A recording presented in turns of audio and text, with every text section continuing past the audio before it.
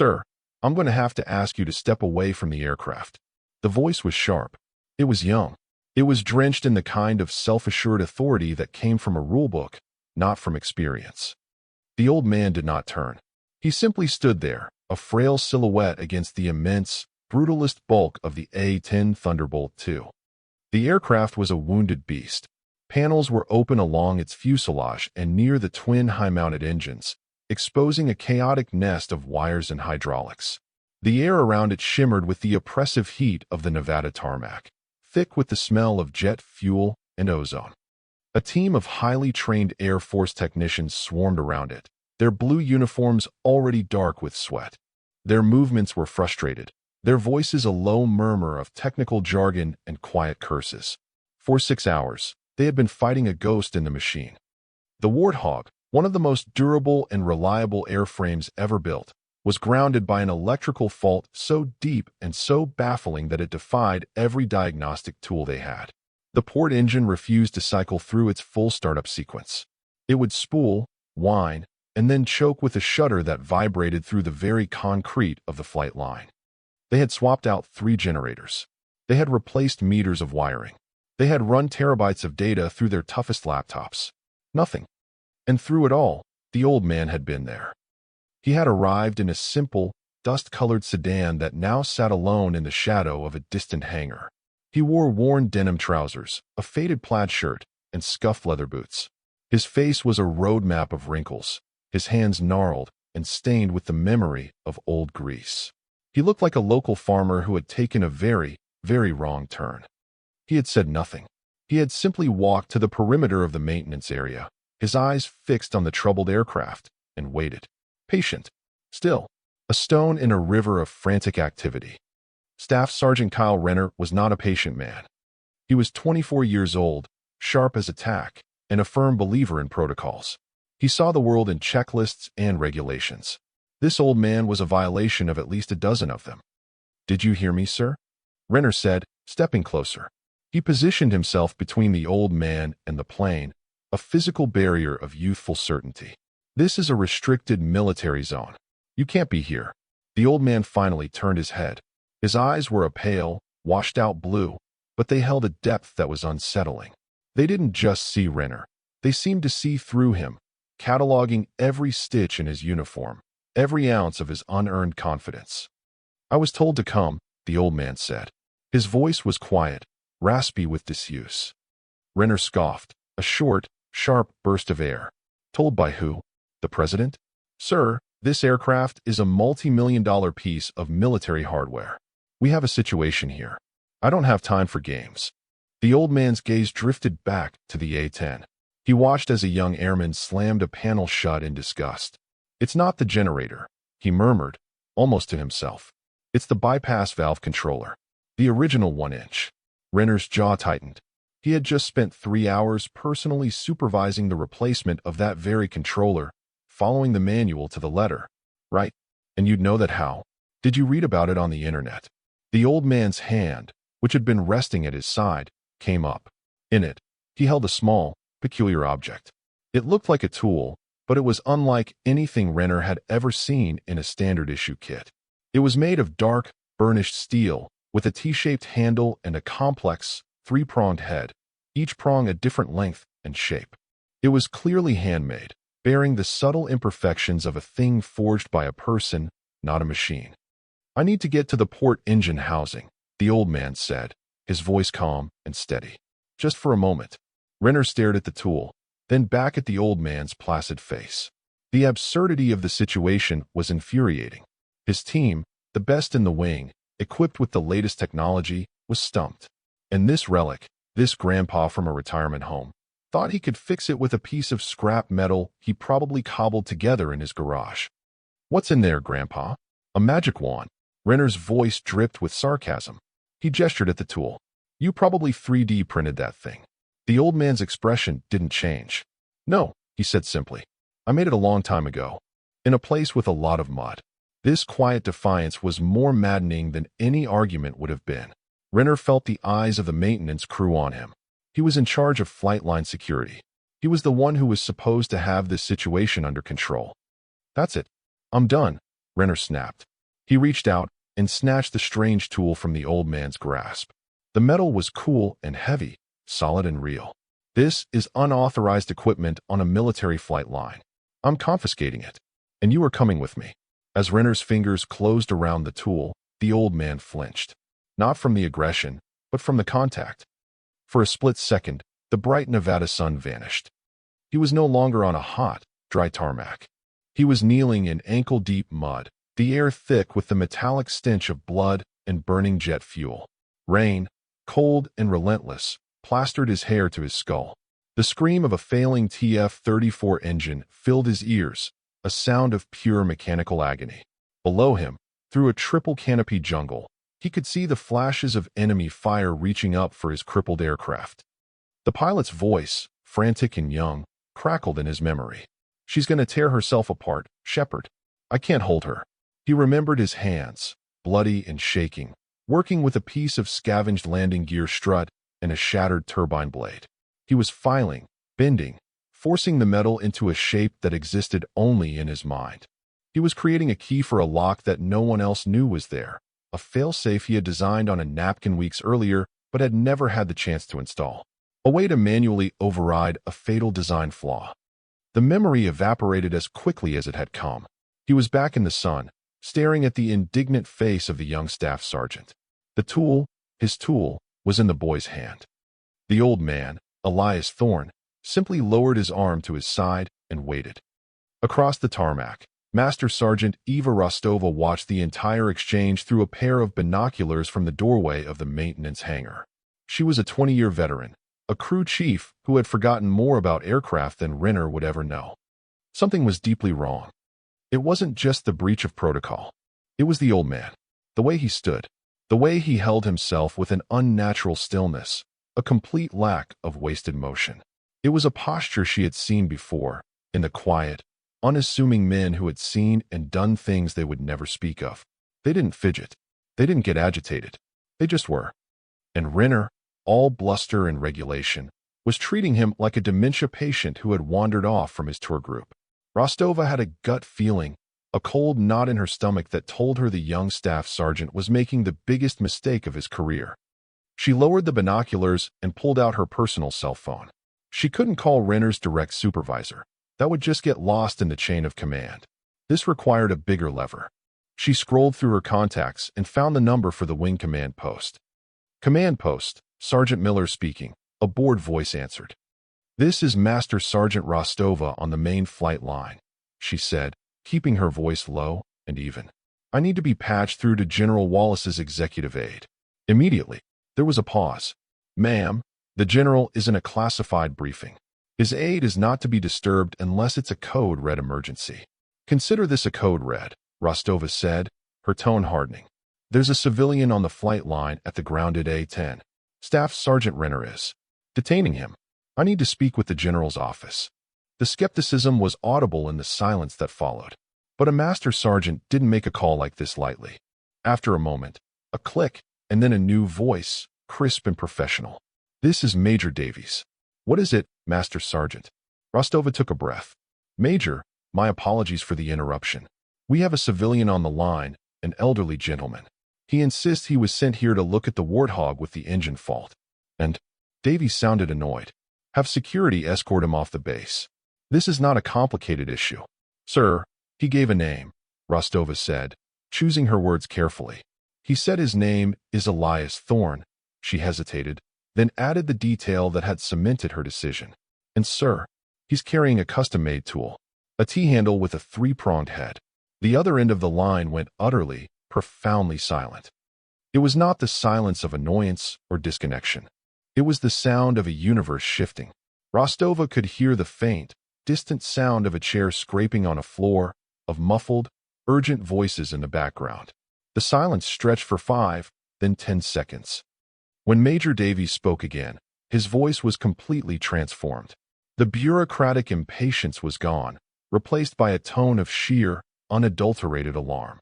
It was the voice of a man who had just seen a ghost walk through his wall. Master Sergeant, Davies said, his words clipped and precise. You are to keep Mr. Thorne right where he is. Do not, under any circumstances, allow him to leave.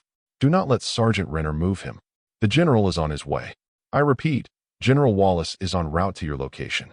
Now, the line went dead. Rostova stared at her phone, a cold dread mixing with a surge of vindication. She looked back at the scene. Renner was now trying to lead Elias by the arm, and Elias was politely but firmly refusing to move. Then she heard it. A low rumble from the far end of the base, growing rapidly in volume. It was the sound of powerful engines moving at a speed no vehicle was authorized to use on the flight line. A convoy of 3 black, government-issue SUVs came into view, racing down the taxiway in a cloud of dust and displaced air. They didn't have sirens, but their emergency lights strobed silently, painting the area in flashes of red and blue. The convoy screeched to a halt a mere 20 feet from the A-10, the tires protesting with a high-pitched squeal. The doors flew open before the vehicles had even settled on their suspension. Armed security personnel in tactical gear spilled out, forming a perimeter, their faces grim and professional. The rear door of the lead vehicle opened. General Marcus Wallace emerged. He was a 4-star general, the commander of the entire Air Combat Command. A man spoken of in hushed, reverent tones, a warrior scholar who had flown combat missions in 3 different conflicts. He moved with an aura of absolute, crushing authority. But now, his face was not the stern mask of a commander. It was a mask of cold, concentrated fury. His eyes, famous for their piercing intelligence, were chips of granite. He completely ignored Staff Sergeant Renner, who had frozen in place, his hand still on Elias's arm. He ignored Master Sergeant Rostova, who had instinctively snapped to attention. He ignored the entire maintenance crew, who stood like statues, their tools forgotten in their hands. General Wallace's gaze was fixed on only one person. He strode across the tarmac, his polished shoes crunching on the gravel, each step a hammer blow of purpose. He did not slow down until he was standing exactly 3 feet in front of Elias Thorne. The air crackled with tension. Everyone braced for an explosion. They expected the general to demand to know who this civilian was, to tear a strip off Renner for the security breach. Instead, General Wallace did something that shattered their reality. He snapped his body to the rigid, perfect posture of attention. His back was ramrod straight. His chin was tucked. His movements were impossibly sharp, a gesture of pure, unadulterated respect. He raised his right hand in a salute so crisp, so precise, it seemed to cut the air. It was not the perfunctory salute a general gives a subordinate. It was the profound, deeply felt salute a soldier gives to a legend. His voice, a low baritone accustomed to commanding thousands, boomed across the silent flight line. It was thick with an emotion no one had ever heard from him before. "Mr. Thorne," the general declared, his eyes locked on the old man's face. "It is an honor, sir." Elias Thorne gave a small, almost imperceptible nod. "Marcus," he said quietly, "it's been a long time." A collective gasp went through the assembled airmen. Staff Sergeant Renner dropped his hand from Elias's arm as if he had been burned. His face, already pale, turned the color of ash. He stared, uncomprehending, at the 4-star general saluting the old man he had just called Grandpa. General Wallace held the salute for a long moment before slowly, deliberately, lowering his hand. He then turned to face the stunned crowd. His expression shifted from reverence back to icy fury. "I want every one of you to look at this man," he commanded, his voice carrying without effort. "Look at him. You see an old man in worn-out clothes.